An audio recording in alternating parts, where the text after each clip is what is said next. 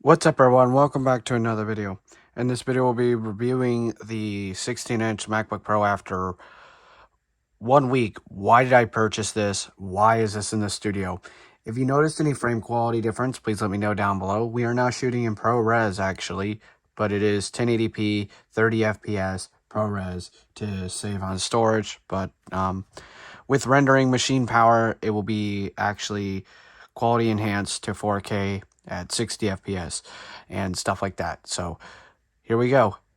First starting up, let's open up the MacBook Pro like this.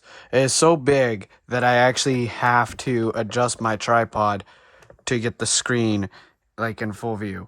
And then Touch ID, because we all love our Touch ID.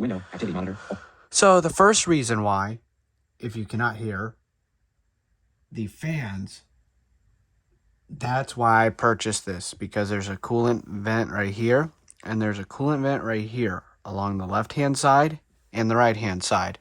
And I did get a comment in my last stream, are you visually impaired or blind? Why do I hear voiceover occasionally? I am visually impaired, but I tried to incorporate it into my tech channel as much as possible because I could edit that out and ignore it, but I incorporate it for my audience that if our audience is watching that are visually impaired or blind. So that's why I incorporate it and stuff like that. But the first reason, as you can see, I have activity monitor pulled up. This Mac has a total of memory pressure, physical memory, activity monitor, all memory used, 16.00 physical memory.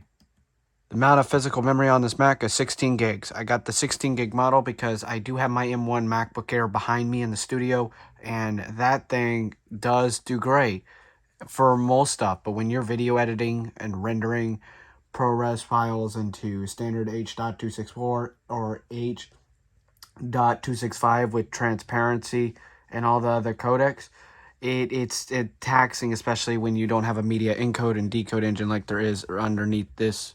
The M1 chips are right here, right under the function row keys. But if you do not have that, then it just makes things time consuming and long. Memory used 6.63 gigabytes. So I'm still recovering. I'm still recovering from that cold a little bit. You can see I'm using 6.6 gigs out of 16 gigs. So that's one of the big caveat reasons. It wasn't for the bigger speakers. It wasn't for all the good quality stuff that you get with a 16-inch. My main priority was thermals and RAM and more horsepower when it came down to the actual processor. All right, now we're going to move on to the display side of things.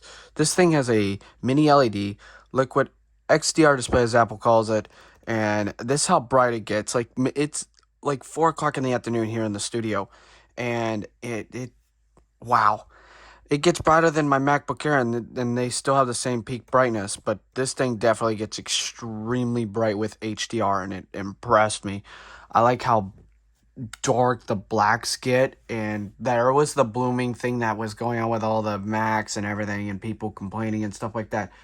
I personally have not really noticed it. So I was going to go between this either 14-inch, 16-inch MVP or a 13-inch MVP. When the 13-inch got updated with an M2 chip, I was like, that's interesting because now it's got the media encode and decode engine. But I wanted instead of 720p camera up here, I wanted a 1080p camera for, in case I'm in a Zoom meeting or a work-related meeting and stuff like that. Better quality is always better off, including the fact that Ventura is going to get the thing called, you can do the iPhone as the camera, and I couldn't think of it in this video, but where you can have the iPhone as your camera, but I don't want my camera always being my iPhone all the time. I wish it was like an iPad if you had an iPad or whatever, but I get why it's the iPhone because it's using like center stage and all that. In which, yes, if I need it for center stage for a conference reason, then I would use that. But I just wanted out of the box where if I open it up, join a meeting somewhere, I can literally join with a 1080p webcam and not have to set up extra stuff or have my phone nearby at all times for a external webcam. All right, so my Mac here, I got this because it launches apps quicker also. When I first tested, I was blown away. So we're gonna launch my editor here. We're gonna do because I enabled voiceover. Messages. We're gonna go over to LumaFusion. LumaFusion 22 of 12. All right, LumaFusion. Finder. Watch this.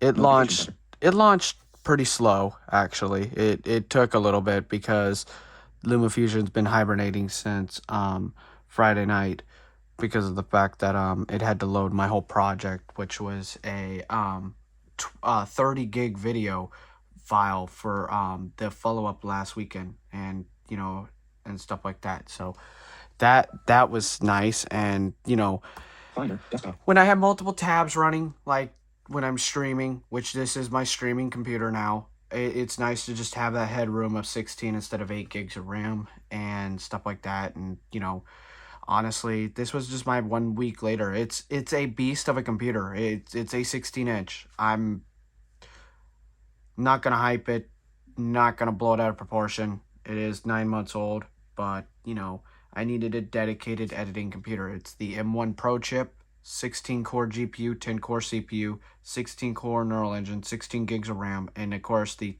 storage size on this one is a 1 terabyte SSD.